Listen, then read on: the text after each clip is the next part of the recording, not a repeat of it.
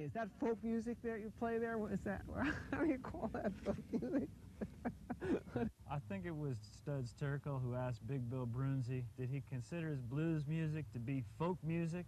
And Big Bill says, well, never heard no horse.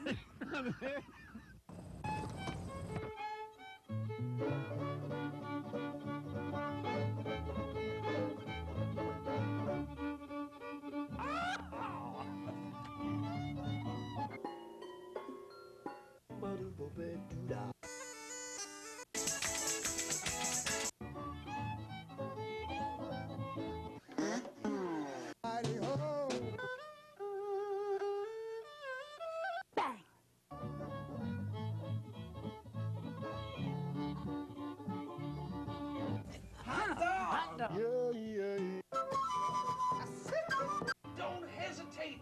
It could be your ticket to a new tomorrow.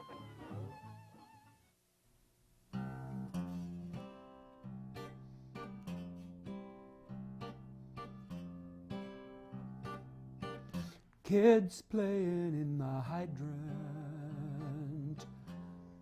breaking all the rules.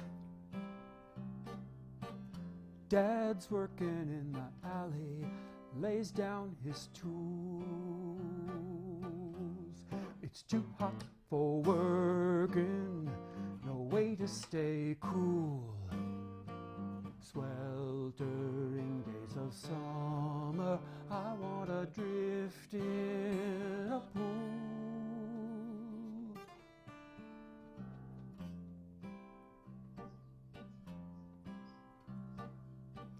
Sun's blistering up the pavement, shimmers in the heat. We run into the water, kick it with our feet. Nobody is swaying to music that's playing. Old songs on the radio are gonna help me drift away today.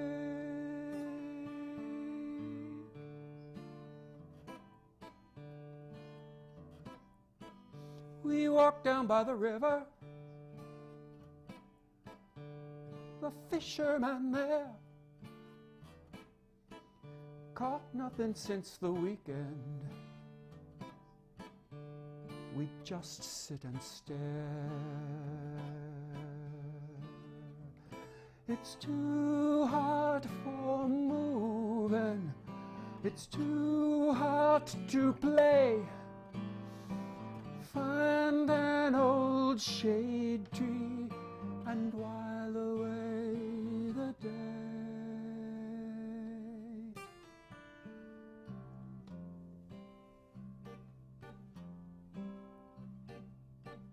Mom hollers from the alley, Stacelyn, you got any ice? Find a vendor making snow cones. Lime would be nice. It's too hot for touching, our fingertips dance.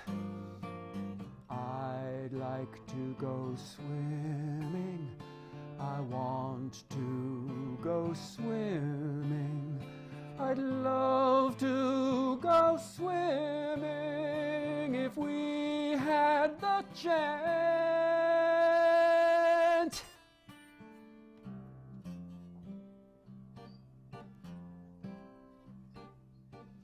Kids playing in the hydrant,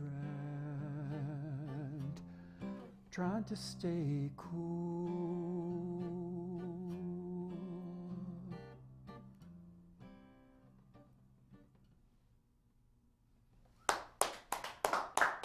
Thank you. Welcome to Horses Sing None of It. I'm Tommy Mahoney, sitting in for Ralph Whitwin, and our guest today is Arthur Sherry. Thank you, Welcome, Tommy. Arthur. Thank you, Tommy. I'm honored to be here. I'm really happy to stand among all these great musicians. That song was about global warming that's fast coming upon us and how we're going to try to cope in New York City. I spent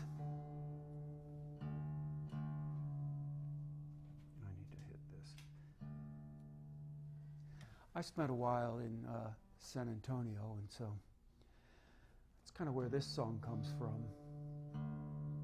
So where are you originally from?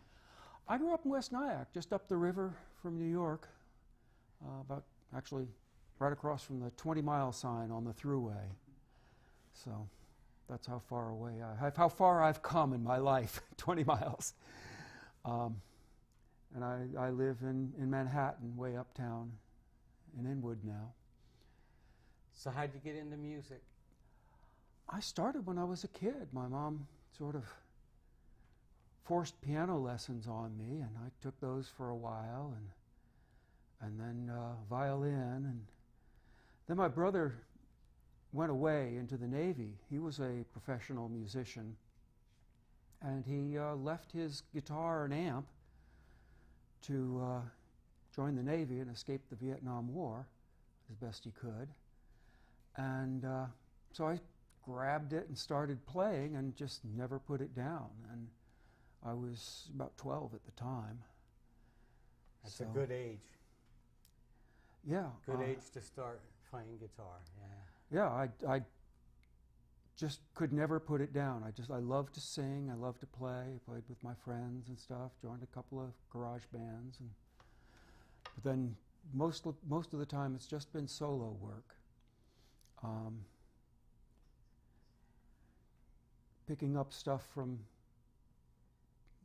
my heroes, the fingerstyle guys, Chet Atkins and Hank and Tommy, listening to those guys and not doing anywhere near as well, but enjoying it a lot. Why don't you give us another song, Arthur? All right, I grew up in San Antonio. I didn't grow up. I spent some time in San Antonio. And so this song kind of came out of that era of my life.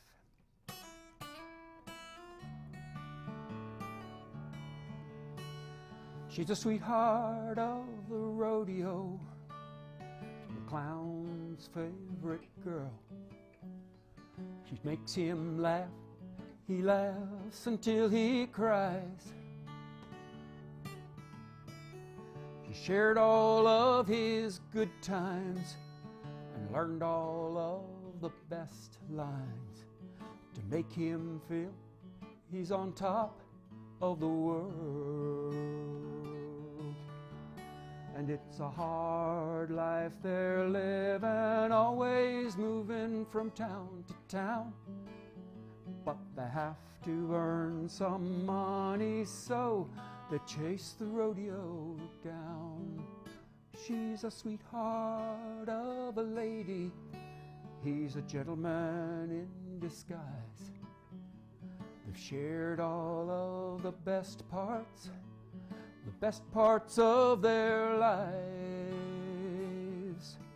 And when they're growing older, to her questions he'll reply, I'm glad that I've had you to share my life. And they've cared enough to share enough of all they've ever learned to keep their love growing strong when they both have gotten burned. And the sweetheart of the rodeo takes the clown by the hand to share life and eternity with the love of her man.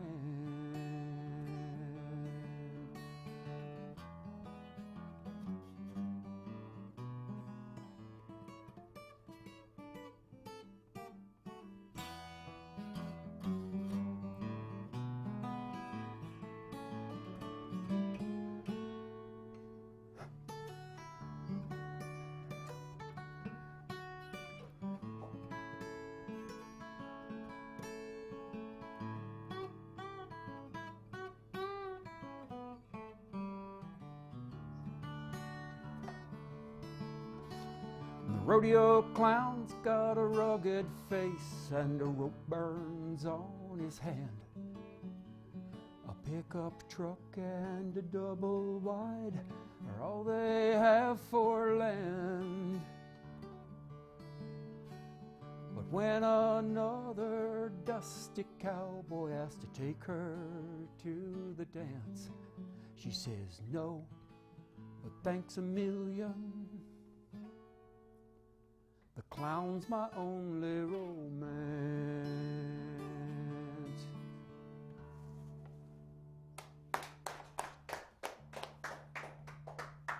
Would you like to share some thoughts of what inspired you to write songs? And Wow, I don't know. The crazy room I had in the basement was just full of stuff, and I started writing songs about what was on the walls. I was in the folk club in high school, and that was just one of the things that we did. We just, we wrote and shared songs. I guess that's where I really got started. My aunt and my grandmother were both poets. And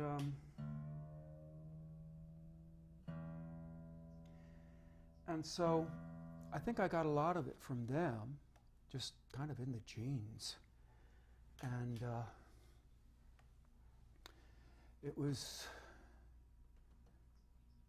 I don't know, my mom wrote a lot of things. My dad wrote too.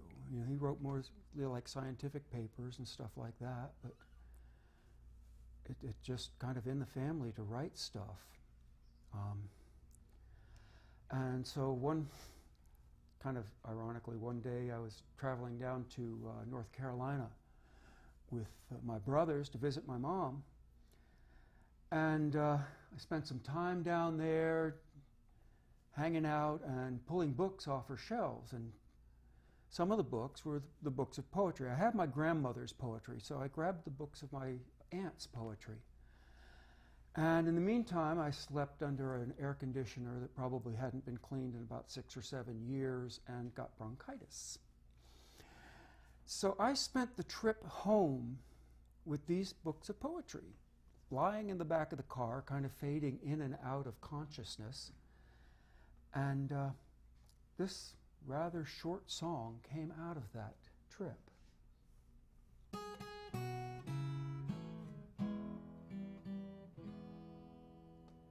It is in the way the gourd twists in her hand, and in the way the rock curves like a shell, reflecting itself in the water.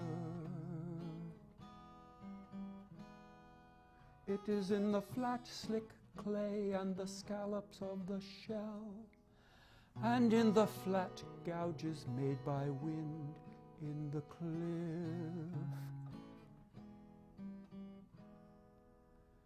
It is in the massiveness of it all, the features of the Indian woman of the cliff, that is all one clay.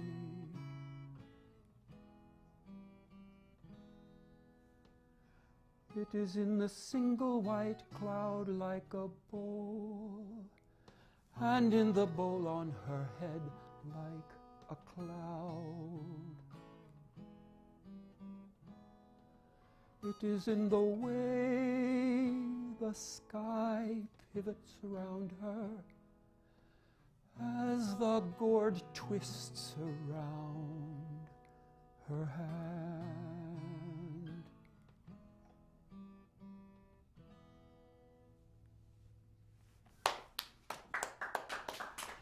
Thank you, and thank you, Aunt Helen, and thank you, bronchitis. turning it around and making it positive. That's great. Right?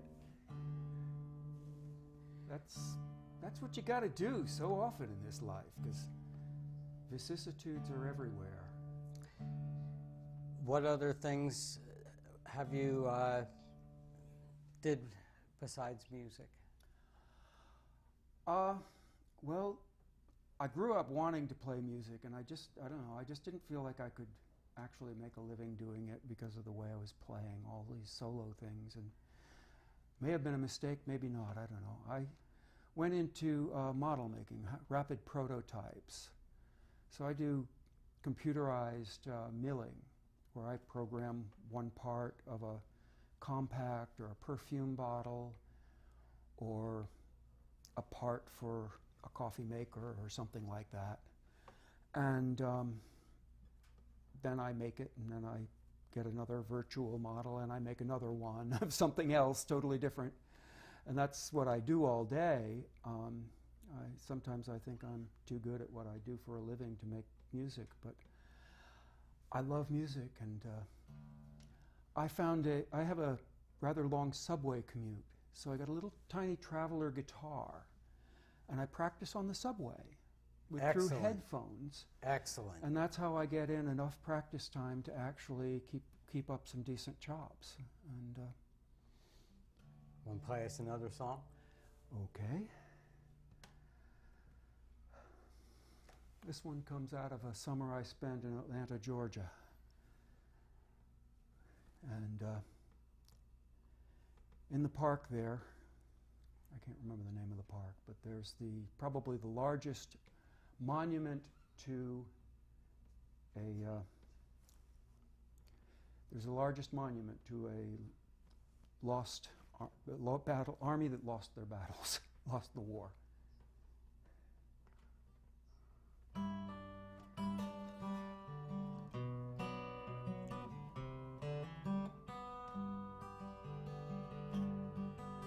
The coldest winter in Dixie, the summer we met again. In the shadow of Stonewall Jackson, Jeff Davis, and Robert E. Lee, the carolyn played a lilting strain. Trees softly whispered her name. A wintry chill ran down my spine, left me trembling in pain. Been winter nights in Alberta, warmer than that day. Birds singing sweetly in the whispering pines didn't mean a thing to me. Never hearing my heart's advice, crying, let it go, just let it be. The southern breeze couldn't thaw her heart or change what she had to say. Toy sailboats on a Georgia pond, I watch 'em drift away. Caught in the breeze blowing up my back on a cloudless autumn day. Thinking about her lips, softly whispering what I wish she would not say. The coldest day in Dixie, the temperature near 99. She turned from me crying, I'll walk away, I know you'll be fine. The coldest winter in Dixie left me stumbling, bitter and blind. She disappeared around the bend, just a shadow left in my mind.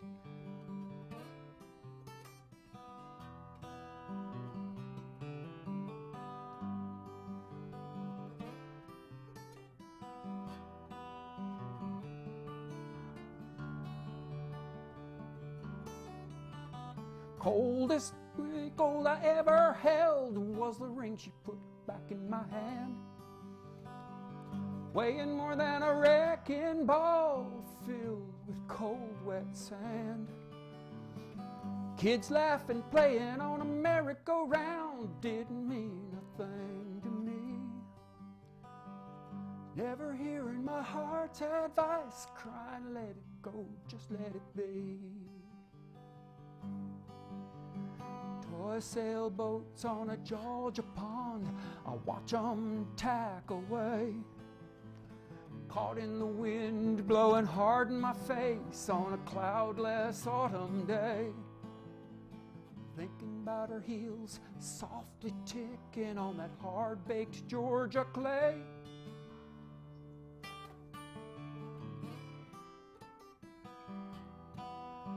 temperature near 99.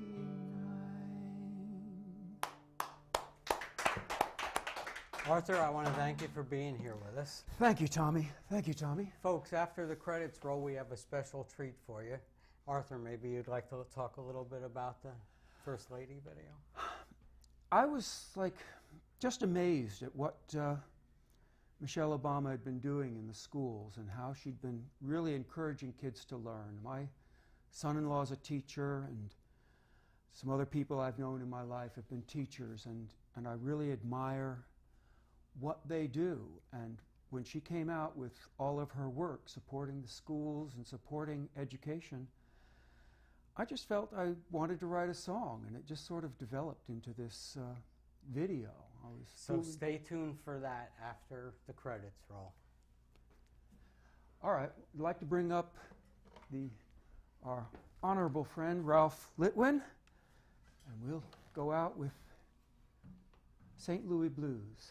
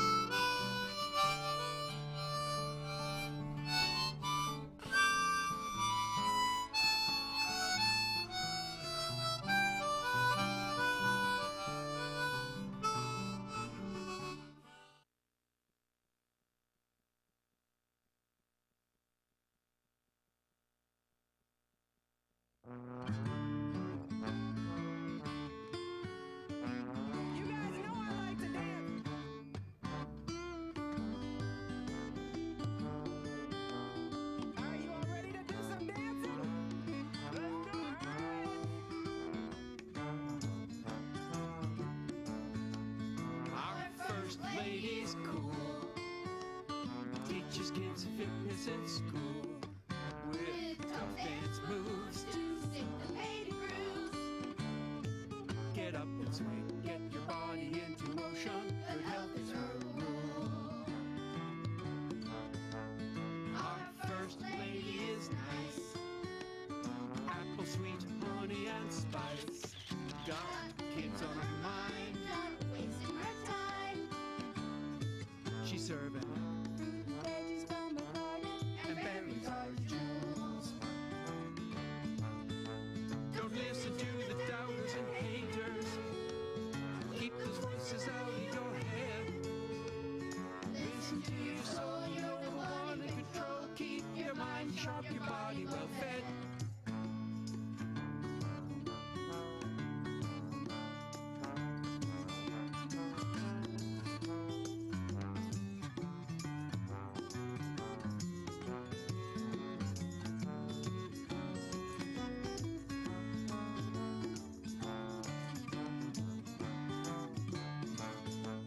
Our first lady is smart.